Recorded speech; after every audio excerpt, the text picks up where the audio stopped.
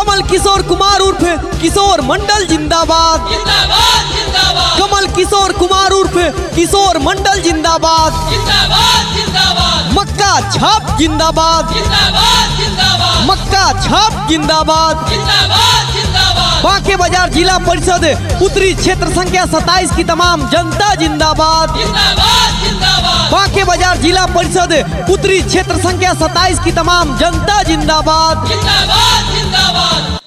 जी हाँ मेरे प्यारे भाइयों बहनों, आपके अपने बांके बाजार जिला परिषद क्षेत्र संख्या 27 उत्तरी से जिला पार्षद की उम्मीदवारी को लेकर आए हैं कमल किशोर कुमार जी।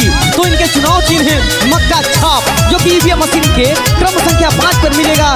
इसी पर जमकर बटन दबाएं और जिला पार्षद बनाएं। से पूछा थी ना बड़ की दीदी ना कि आगे मैं दुआरी पर से पूछा थी ना छोटा की दीदी ना कि आगे मैं की ना कर दुआरिया से गड़िया उड़त आ गई ना कि आगे मैं की ना कर जय जय करिया बोलत आ गई ना कि आगे मैं की ना कर स्कॉर्पियो गड़िया उड़त आ गई ना कि आगे माई कमल किशोर कुमार के गड़िया झंडावा उड़ल आवई ना, कि आगे माई कमल किशोर कुमार के गड़िया झंडावा उड़ल आवई ना, कि आगे माई मक्का छाप पे बटन दबाई ये देहू ना, कि आगे माई कमल किशोर भैया के जिला पार्षद बनाई ये देहू ना, कि आगे माई बांके बाजार क्षेत्र 27 से जिताई ये देहू ना। हम सबका अपना चुनाव चिन्ह है मक्का छाप। तो याद रखे भाइयों बहनों, 5 नंबर पे जमकर बटन दबाना है और जिला पार्षद का ताज कमल किशोर भैया को पहनाना है। 5 नंबर याद रखें। आगे माई की ना करा नमवा गली गली सोर होई ना,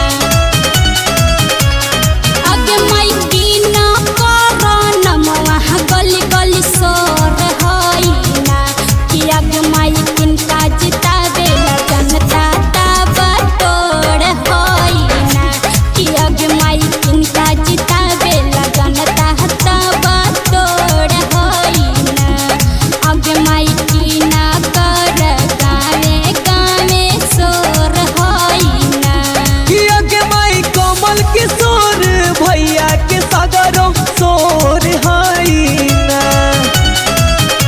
कि आगे माई मक्का छाप के गली गली सोर हाई ना, कि आगे माई 5 नंबर पे बटन दबाई ये देहू ना, कि आगे माई कमल किशोर भैया के अब की जिताई ये देहू ना, कि आगे माई जिला पार्षद से ही न के जिताई ये देहू ना।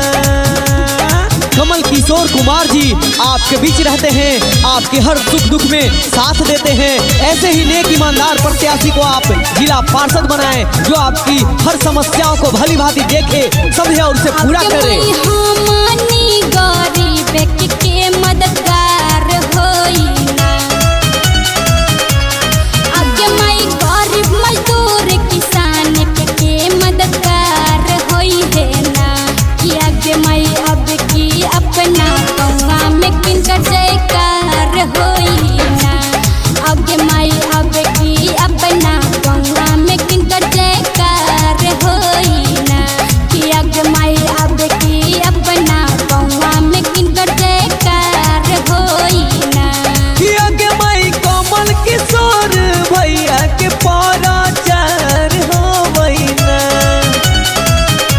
कि आगे माई किशोर मंडल भैया के पराचार होवई ना, कि आगे माई पूरा जनता जितावे लाइन के तैयार होई ना, कि आगे माई मक्का छाप पे बटन दबाई ये देहू ना, कि गाई गाई जयंत यारे अनगनवा प्रचार करई ना।